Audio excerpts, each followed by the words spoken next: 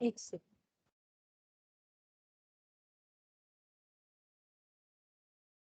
So let us see difference between the source code and object code.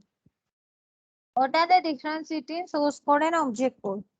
तो पहले ही मैंने कहा source code is generated by the human और programmer जो हम बनाते हैं, और object code is generated by the compiler और अदर ट्रांसलेटर, राइट, जो उसको कन्वर्ट करता है।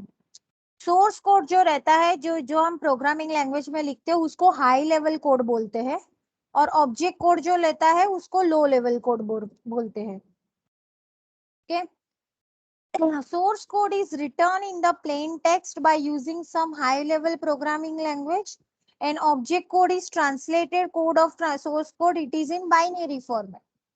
तो we all know कि source code जो रहता है वो हमारा प्रोग्रामिंग लैंग्वेज में रहता है, any kind of programming language you will use that is called as a source code, और object code जो है वो binary format में रहता है। Source code is human understandable of course, क्योंकि उसको हम समझ सकते हैं, whereas object code we cannot understand, so it is not human understandable. Source code machine नहीं समझ सकता और ऑब्जेक्ट कोड मशीन समझ सकता है, उसको एग्जीक्यूट कर सकता है, राइट। तो उल्टा है, सोर्स कोड ह्यूमन को समझ में आता है और मशीन को नहीं, whereas ऑब्जेक्ट कोड जो है वो मशीन को समझ में आता है, ह्यूमन को नहीं, right. Now what are the source code, मैंने पहले भी एग्जांपल कहा, सारे प्रोग्रामिंग लैंग्वेजेस को सोर्स कोड बोलते हैं, C, C plus plus, Java, Python, whatever you will learn, और एल्स असेंबली लैंग्वेज को भी सोर्स कोड बोलते हैं ना। What is assembly language, you will learn in the microprocessor subject in the semester 3। It is written, और object code जो है it is return in machine language through compiler और assembler और other translator. Source code को हम easily modified कर सकते हैं, बिकॉज हम ही ने लिखा है तो हम उसको डेफिनेटली मॉडिफाई कर सकते हैं, वेयर ऑब्जेक्ट कोड को हम मॉडिफाई नहीं कर सकते हैं। सोर्स कोड में हम कमेंट्स लिख सकते हैं ताकि हमें कोई चीज समझ में आए, या हमें लगता है कि आगे जाके हम भूल जाएंगे।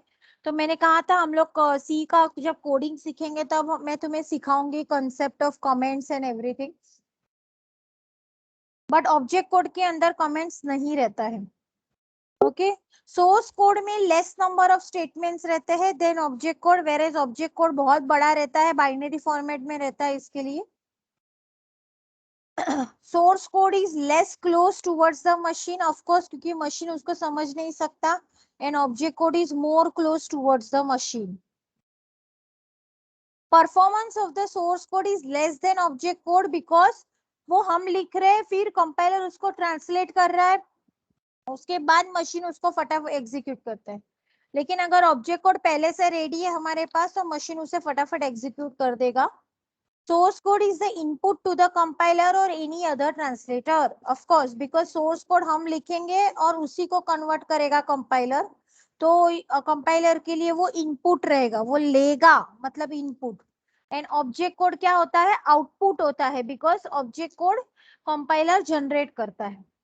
Source code is not system specific, whereas the object code is system specific.